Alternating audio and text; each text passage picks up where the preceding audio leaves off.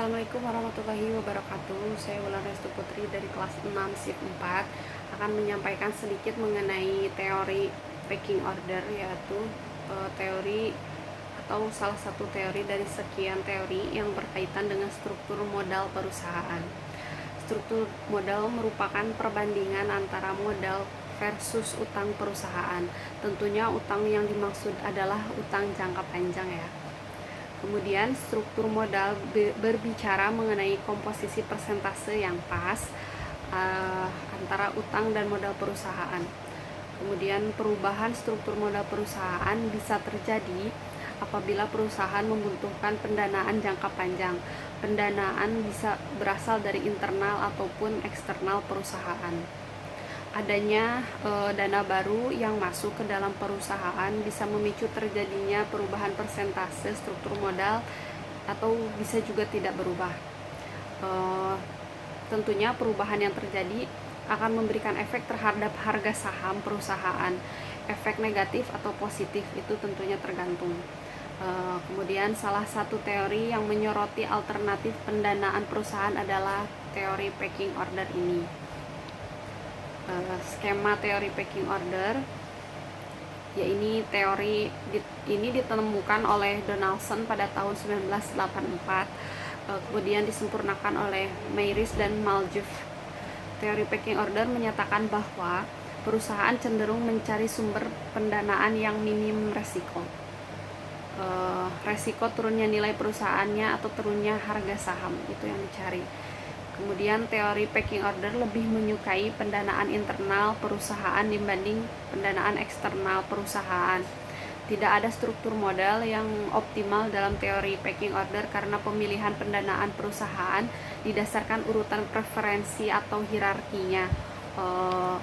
Urutan tersebut ada setidaknya 3 sumber, yaitu yang pertama laba ditahan, yang kedua utang, kemudian yang ketiga ekuitas atau modal tambahan atau penerbitan saham baru. Pada teori pecking order, perusahaan akan memilih pendanaan berdasarkan preferensi urutan, mulai dari mengutamakan pendanaan yang tidak beresiko, kemudian minim resiko, kemudian yang beresiko. Setidaknya ada 3 urutan. Yang pertama ini urutan pertama yang resikonya sedikit mungkin adalah pendanaan internal atau retained earning. Kemudian yang kedua pendanaan eksternal atau ini berasal dari utang. Kemudian yang ketiga adalah pendanaan eksternal yang berasal dari ekuitas. Pertama, perusahaan akan mengusahakan mendapatkan dana yang tidak beresiko. Apabila pendanaan yang beresiko tidak bisa diperoleh, barulah perusahaan akan mencari atau memilih pendanaan yang resikonya kecil. Apabila jika pendanaan yang beresiko juga kecil tidak bisa diperoleh, maka langkah terakhir perusahaan tentunya akan memilih pendanaan yang beresiko.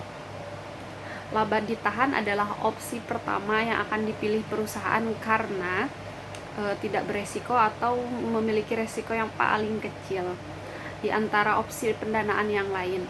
Kemudian laba ditahan adalah pendanaan internal yang diperoleh dari laba hasil operasional perusahaan dari periode sebelumnya.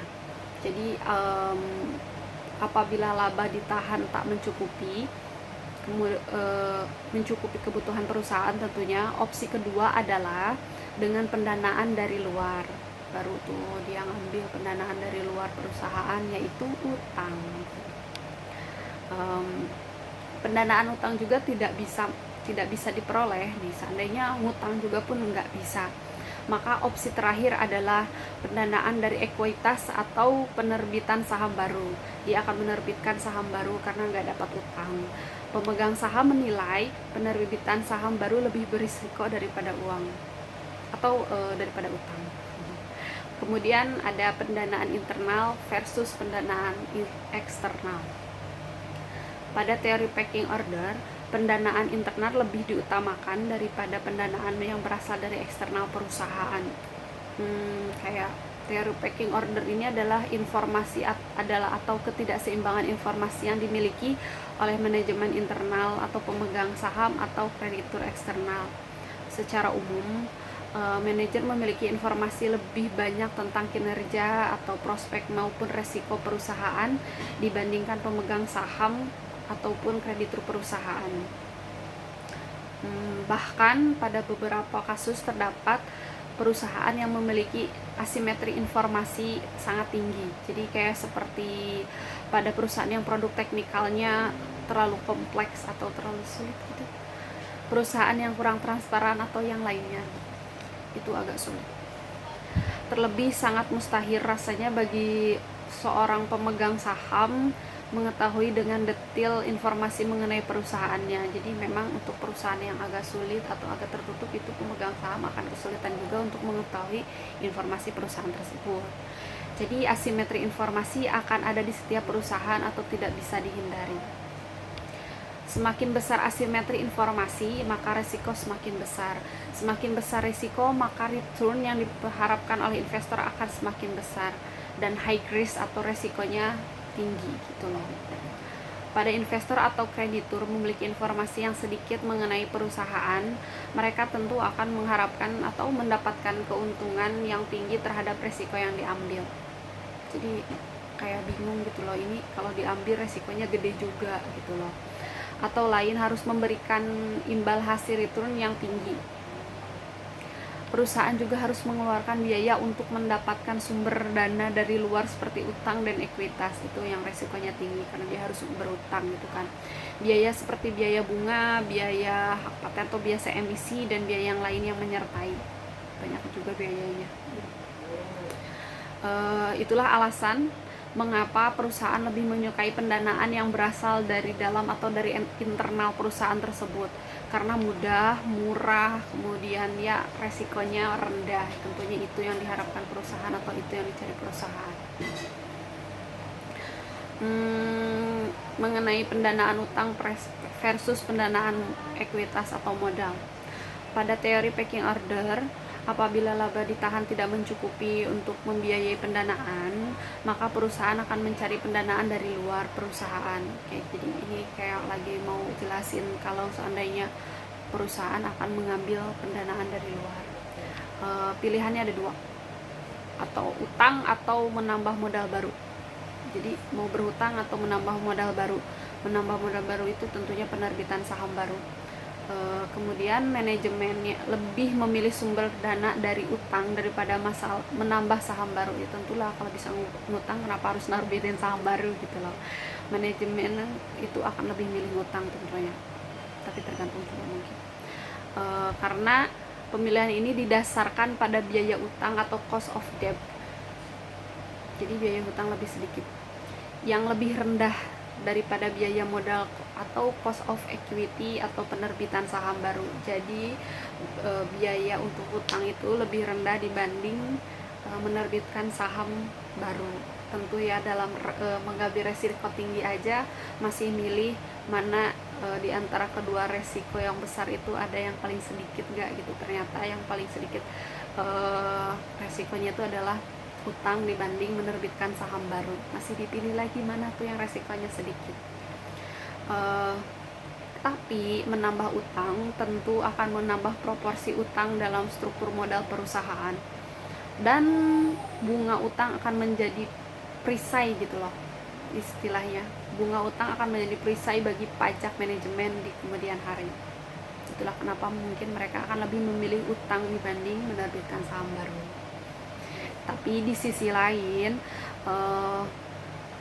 kayak pertambahan utang tentu saja pada struktur modal perusahaan yang berlebihan memiliki resiko gagal bayar, sangat berisiko bagi perusahaan. Tentunya kan sudah dijelaskan sebelumnya, dalam berhutang ini tentunya ada resiko yang besar, yaitu hutang gagal bayar. Tentu gagal bayar ini resikonya sangat gede banget buat perusahaan. Maka penerbitan saham baru adalah opsi terakhir. Jadi kalau udah nggak bisa, udah nyoba hutang kemudian gagal bayar, tentunya dia akan menerbitkan saham baru sebagai opsi terakhir yang bisa diambil dalam pendanaan perusahaan jika perusahaan dirasa berada di posisi yang tidak bisa ditambah lagi gitu. Jadi ini sudah kayak yang paling terakhir gitu. teori packing order tidak melarang perusahaan menambah saham baru.